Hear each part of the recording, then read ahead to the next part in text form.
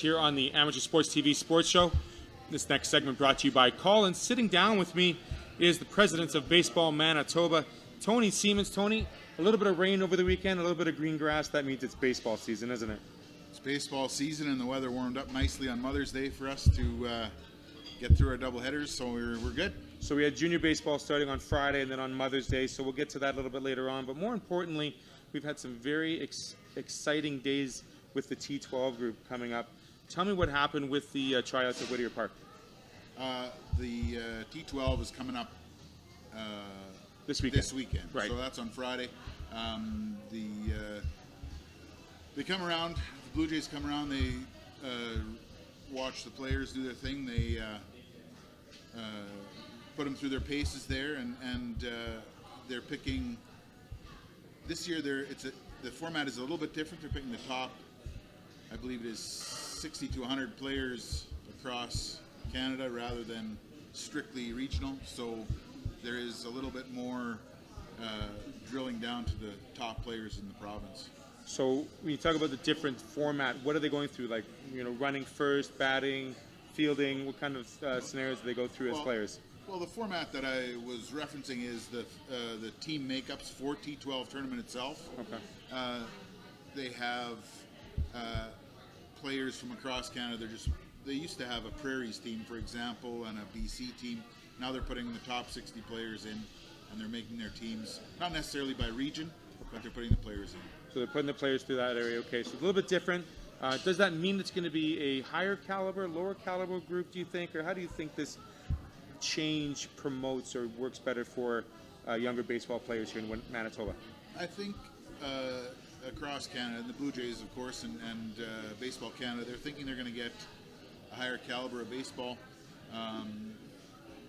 rather than limiting to one region. They will, like I say, mix them up, and certainly then those players that are chosen to play know very well where they stand. Okay, so we have season starting. It's very new, only a couple of games in for the junior baseball crew, like we mentioned earlier.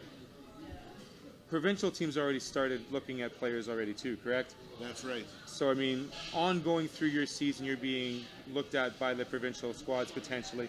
Most of them go to the national level, correct? Where they'll be picked and then go through a national program. Where are some of those locations this year? So for the 13U and the 15U, those have already taken place for the past 2 weekends. Those coaches are... the team is by no means set throughout the season. The coaches are watching players, seeing what there is out there. Some of the kids, I guess, may or may not have been able to make it to the tryouts and so on. As we did last year, we watched 13U and 15U players at tournaments with their own club teams and so on. Okay. So you're an umpire, correct? I am. What's your favorite part of being an umpire? Best seat in the house. Best seat in the house, right behind home plate. How would you handle, I guess because as an umpire you have to handle, adolescent kids as well as young adults.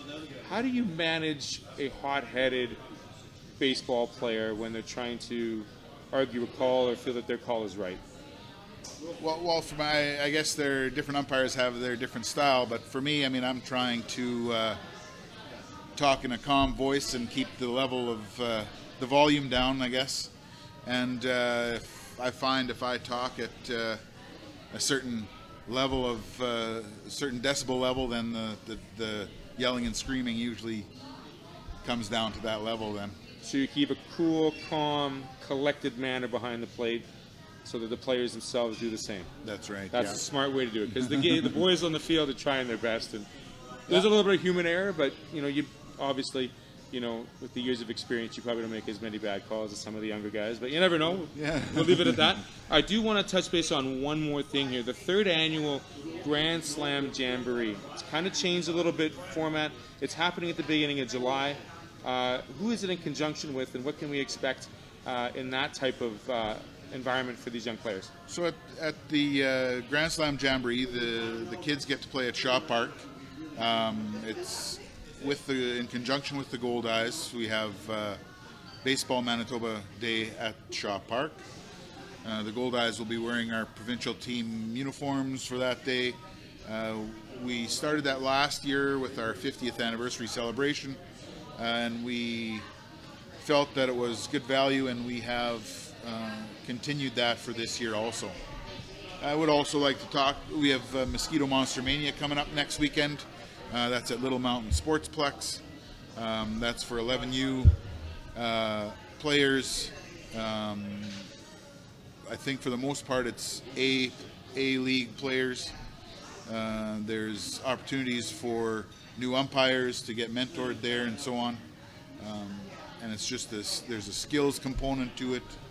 And I think they each get 3 games and a bit of coaching with some coaches on a separate diamond in between their games, and it's a good value for the time they spent there. So that happens next weekend. You said Little Mountain Sportsplex. A great time. Hopefully the mosquitoes haven't hatched too much out there. Yeah. But again, a great environment for young baseball players to get involved. Again, we already talked about the Grand Slam Jamboree. Anything else in May that we should be looking forward to here in Baseball Manitoba? In May, what's on my list here? We have a coach symposium at the beginning of June. That's also at Shaw Park. The Gold Eyes have been good with hosting that for us. So they get to, we have presentations from the Gold Eyes front office staff, from the coaching staff, and the coaches get to ask all the questions they want there. So it's more of a mentoring and a bit of a Q&A, so they can see experienced coaching, as well, get some insight on different levels of coaching, right? That's right, yeah. That's fantastic. A great resource to have for a lot of those coaches here in Baseball Manitoba. It is a volunteer position for the most part, correct? It is, yes. So, I mean, do you have a hard time fielding volunteers for coaching and for groups like this? I mean, baseball is such an amazing, especially a summer sport. When you talk to a lot of the individuals that play winter sports like hockey or an indoor sport, they look forward to playing baseball because it's outdoors and it's a different set of skills. Right, and I think, well, this spring, obviously, we've had our coaching clinics already. We've run 60 coach clinics, attended by 600 coaches, umpire clinics, 50 clinics, roughly 40 clinics, I think. We've had 500 umpires attend those clinics. So we do have a lot of people that are looking for their niche in baseball, and there seems to be a lot of people willing to help out in that regard. So last year, junior baseball finals, it was between St. James and Elmwood, correct? Okay, yeah. So they were St. James won last year. Yeah. Are they the favorites?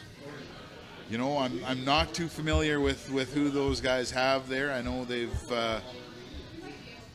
have lost one franchise. I guess the Brandon team is taking a leave of absence for this year, so I think some of those players may be coming into play on the teams that are remaining there. So I think there could be a good influx of talent for those teams there. For sure. So like we said, that season just started. We'll get to that later on. Tony Siemens, President, Baseball Manitoba. Thanks for joining us. Hope you had a good time with us, and we look forward to seeing some strikes and balls called at the nearest diamond where you see the best seat in the house. Very good. We'll be right back with Lisa from the Manitoba Fearless. 2-0 record thus far in their short Women's Football League season, taking out a team from Saskatchewan as well as the other local team here in Winnipeg. And we'll be right back with her. Stay tuned.